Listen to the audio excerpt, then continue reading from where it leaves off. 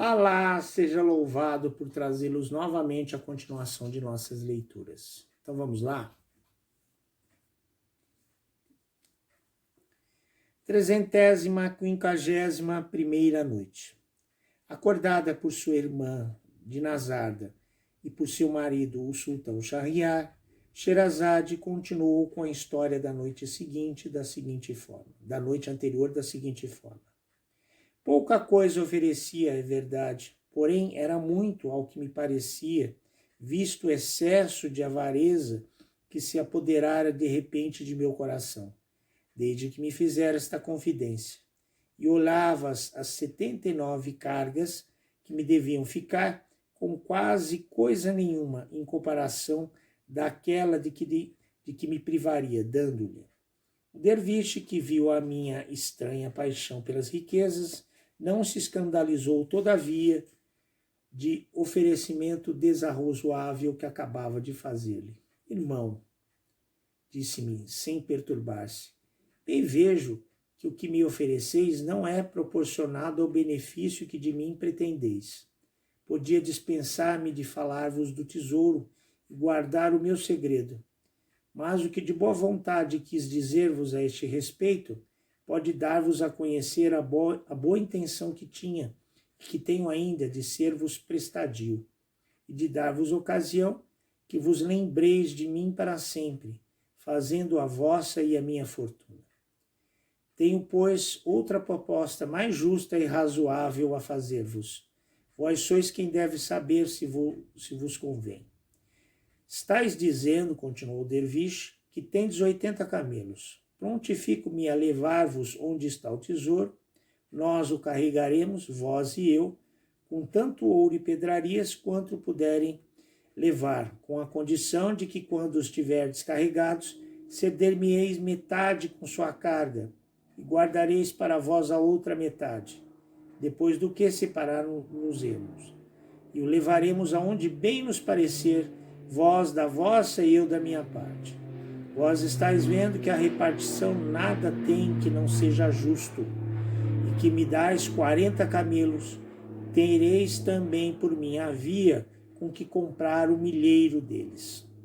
Não podia contentar que a condição que o derviche me impunha fosse justíssima, sem fazer, todavia, caso das grandes riquezas que me caberiam aceitando-a, tinha como a grande perda o ceder metade dos meus camelos, particularmente quando considerava que o derviche não seria menos rico que eu. Finalmente, pagava já com ingratidão um benefício puramente gratuito que não tinha ainda recebido do derviche. Mas não havia que vacilar, era preciso aceitar a condição ou resolver-se arrepender-se toda a vida de ter, por culpa minha, perdido a ocasião de fazer uma fortuna extraordinária. No mesmo instante, ajuntei os meus camelos e partimos juntos. Depois de termos andado algum tempo, chegamos a um vale assaz espaçoso, mas cuja entrada era muito estreita.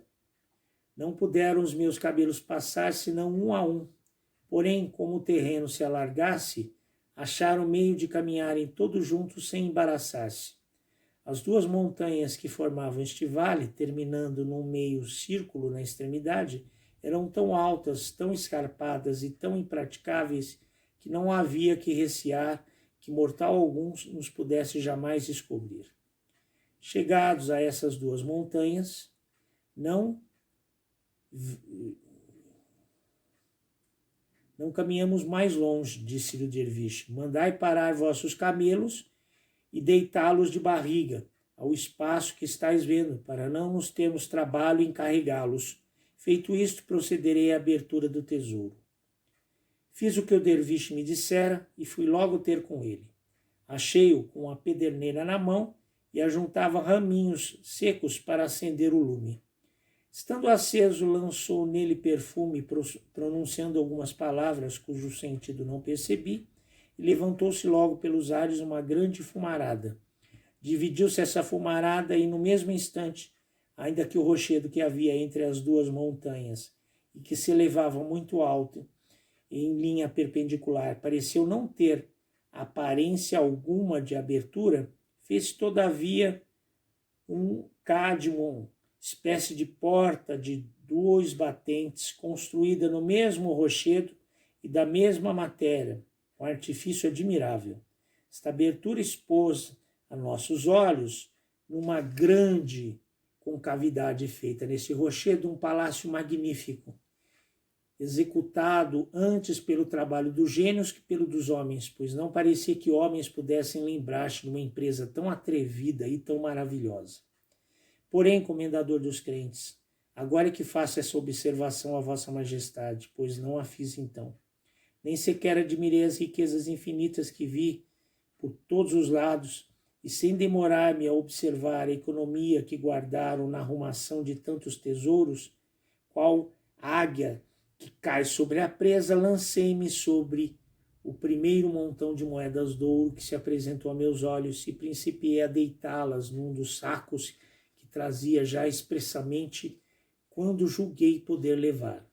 Os sacos eram grandes e tê-los-ia de boa vontade enchido todos, mas era preciso proporcioná-los às forças dos meus camelos. O derviche imitou-me, porém percebi que apanhava de preferência as pedrarias, e como me fizeste compreender a razão disso, segui o seu exemplo. Levamos muito mais de todas as qualidades de pedras preciosas do que do ouro amoedado. Acabamos finalmente de encher todos os nossos sacos e carregamos os camelos. Não restava já senão fechar o tesouro e irmos-nos embora. Antes de partir, entrou o derviche no tesouro, e como houvesse nele grandes vasos de todos os feitios e outras matérias preciosas, observei que foi buscar dentro de um desses vasos uma pequena boceta de certa madeira que eu não conhecia e que a meteu no seio, depois de ter me mostrado que não havia nela senão uma espécie de pomada. Fez o derviche a mesma cerimônia para fechar o tesouro que fizera para abri-lo, e depois de ter pronunciado certas palavras, a porta cerrou-se e o rochedo nos pareceu tão inteiro como dantes. Repartiu então aos nossos camelos, que fizemos marchar com as cargas. Pus-me à frente dos 40 que reservei para mim, e o derviche à frente dos outros 40 que lhe cedi. Porém, percebendo Sherazade que já era dia, cessou de falar neste instante. Este cego que conheceu este derviche e que com ele aceitou repartir um imenso tesouro. Inicialmente ele ofereceu uma pequena parte ao derviche, mas depois, convencido por este, cedeu-lhe metade. E assim puseram-se a caminho e encontraram o tesouro. E agora se vão. Será que o cego cumprirá sua palavra? Será que esses dois conseguirão realmente dividir todas essas riquezas? Iremos a continuação dessa história amanhã. Aguardo todos vocês. Alabei.